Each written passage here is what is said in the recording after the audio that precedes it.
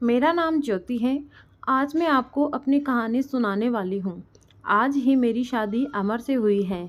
शादी एक अच्छे बड़े घर में हुई है। पैसों की कोई कमी नहीं थी। मैं और मेरे पिता अपने आप को बड़े खुशकिस्मत मानते थे कि हमें ऐसा घर मिला है। सभी रिश्तेदार भी कह रहे थे कि ज्योति के तो भाग खुल गए, किस्मत वाली हैं। हम लोग उनके मुकाबले कुछ भी नहीं हैं। पिताजी के पुराने परिचित होने की वजह से मेरी शादी उस घर में हो गई। शादी के बाद मैं पहली बार उस घर में गई। घर में जाते ही मुझे पता चला कि वो लोग कितने बड़े हैं। घर बहुत बड़ा था। पहली बार था जब उनका घर मैंने देखा था। सब कुछ बहुत अच्छा था। सुहाग रात का समय आ गया, लेकिन उसके पहले मेरी सास और ननद मुझे अकेले में ले गई। मेरे समझ नहीं आया।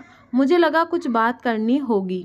उनके चेहरे उतरे हुए थे और डरे हुए थे, जैसे कि कोई बात वो मुझसे करना चाहती हो। मैंने उन्हें पूछा, क्या पूछ हुआ? आप दोनों इतने डरे हुए क्यों हो? मेरी सास बोली, बेटा, हम तुम्हें कुछ बताना चाहते हैं, लेकिन तुम यह सुनकर हिम्मत रखना। साथ ही मेरी ननद भी बोली कि अब हम जो तुम्हें बताने वाले हैं वो बात हम तीनों के ही बीच में रखना। यह बड़ा घर है, यहाँ बात फैलते ज़्यादा समय नहीं लगता, और वो बात सबके सामने आ गई तो हमारे घर की इज्जत मिट्टी में मिल जाएगी। अब तुम इस घर की बहू हो और तुम्हें इस घर का मान रखना होगा। उनकी बातें सुनकर मैं सच में थोड़ा डर गई। मुझे समझ नहीं आ रहा था कि वो लोग क्या बोलना चाह रहे हैं। मैंने कहा, आप बताइए, मुझे क्या बात है? बात क्या है? मेरी सास बोली कि बहू, मेरा बेटा मर्द नहीं है।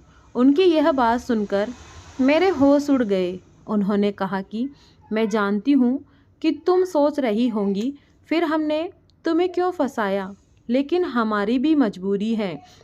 हम यह बात ऐसे बता नहीं सकते थे, वरना सभी को पता चल जाएगी। मेरा बेटा रात में अक्सर बाथरूम में ही रहता है। पता नहीं वहाँ क्या करता। जब भी उससे पूछो तो यही कहता है कि उसका पेट खराब है। कमरे में जाने के पहले अपने पति के लिए यह बातें सुनकर मुझे समझ नहीं आ रहा था कि मैं क्या करूं। मेरी ननद कहती हैं कि तुम उससे बात करना, थोड़ा समय उसके साथ बिताओ, फिर उससे खुलकर बात करो। अगर कुछ हो सकता है तो हम ज़रूर करेंगे। हम तुम्हारे साथ हैं, तुम्हें अकेले नहीं छोड़ेंगे। सुहाग रात वाली रात यह सब सुनकर मैं अपने कमरे में जा रही थी। मुझे अब डर लगने लगा था। मैं कमरे में यही सब सोच रही थी कि मेरे पति अमर कमरे में आए। कमरे का दरवाज़ा बंद किया और दरवाजे से ही पेट पर हाथ लगाते हुए आए। बिस्तर पर मेरी तरफ पीठ करके बैठे और बोले कि उनका पेट खराब, और कुछ ही सेकंड में वो उठकर बाथरूम में चले गए। बिल्कुल वैसा ही हुआ जैसा कि मेरी सास ने मुझसे कहा था। पेट खराब हो तो थोड़ी देर बाद वो बाथरूम से बाहर आ जाते, लेकिन वो करीब 1 घंटे तक बाथरूम में ही रहे। मैं बाहर चुपचाप अपने बिस्तर पर बैठी रही। उन्हें मैंने आवाज़ भी नहीं दी। बस यही सब सोचते सोचते मैं बिस्तर पर लेट गई। करीब 2 घंटे बाद वो बाथरूम से निकले। मेरा अब उनसे बात करने का मन ही नहीं था। मुझे लगा कि मेरे साथ धोखा किया गया है। वो भी चुपचाप अपने बिस्तर की साइड पर जाकर सो गए। सुबह मैं अपने आप को खुशकिस्मत मान रही थी और रात होते होते अपनी किस्मत को कोसने लगी। सुबह मैं जल्दी उठी और बाथरूम में गई। बाथरूम में जैसे ही गई मेरे होश उड़ गए, क्योंकि बाथरूम में एक नई नाइटी थी, साथ ही मेकअप का सामान। यह सब क्या था मुझे समझ नहीं आ रहा था। एक ऐसे इंसान से मेरी शादी क्यों करवा दी? सुबह मेरी सास और ननद ने मुझसे पूछा, क्या हुआ बेटी रात में? मैंने कहा, वही जो आपने बताया था। यह कहकर मैं रोने लगी। मेरी ननद ने कहा, माँ, मैं कह रही थी ऐसे किसी लड़की की ज़िंदगी खराब मत करो, लेकिन तुम सभी ने मेरी बात नहीं मानी। अब यह क्या ऐसे ही घुट घुट कर यहाँ रहेगी? मेरी सास बोली कि बेटा, तू जो भी फैसला लेगी हम तेरे साथ हैं, लेकिन तुझे यह वचन देना होगा कि यह राज तेरे मुंह से नहीं निकलेगा। अगली रात फिर वो कमरे में आए। मुझे अब उनकी तरफ देखने का भी मन नहीं हो रहा था। मैं चुपचाप अपना बिस्तर करके अपनी साइड पर सो गई, क्योंकि अब बात करने को रखा ही क्या था। उन्होंने भी अभी तक कुछ बात नहीं की। उसकी वजह भी मैं जानती थी। थोड़ी देर वो बिस्तर पर बैठे रहे और फिर उठकर वो बाथरूम में चले गए।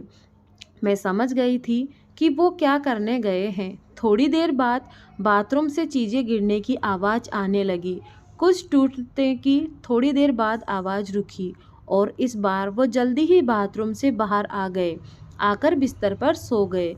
हमारे बीच कोई बात नहीं हो रही थी। मैं तो यह सोच रही थी कि मैं क्या करूं।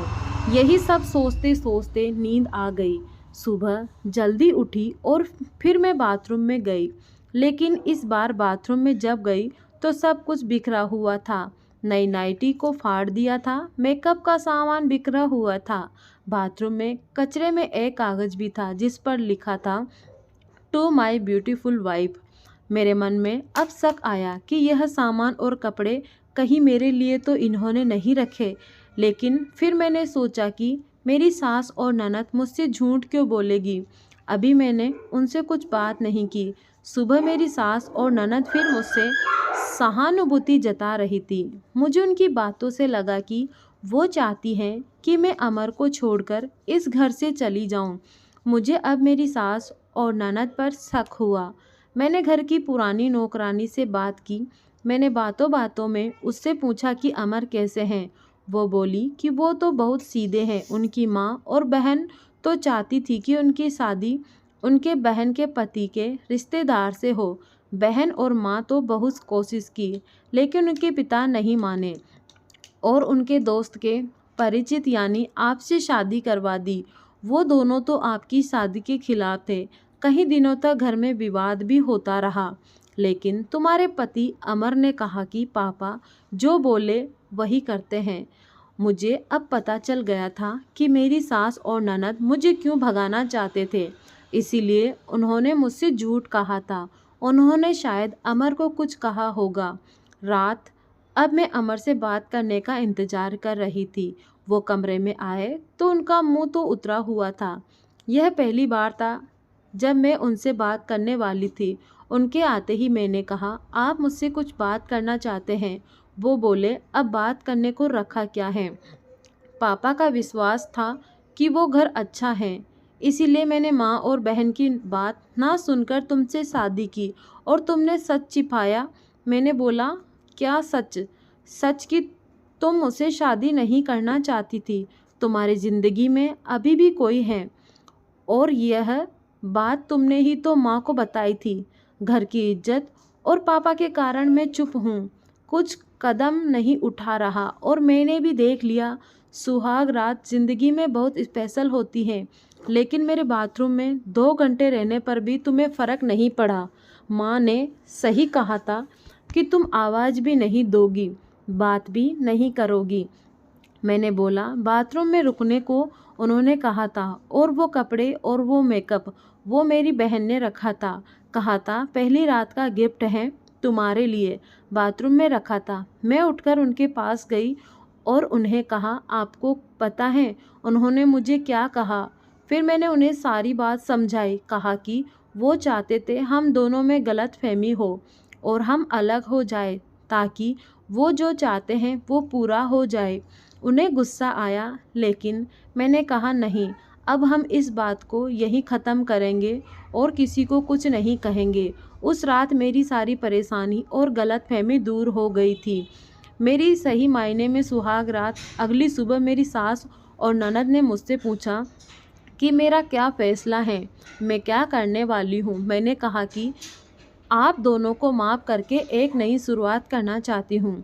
आपको मुझसे कोई शिकायत नहीं होगी। मैं एक बहुत अच्छी बहू बनकर दिखाऊंगी। मेरे चेहरे पर मुस्कान देखकर उनके चेहरे उतर गए। ननद तो उसी दिन अपने घर चली गई। आपको ये कहानी कैसी लगी कमेंट करें, हमें ज़रूर बताएं। चैनल को ज़रूर सब्सक्राइब करें। धन्यवाद।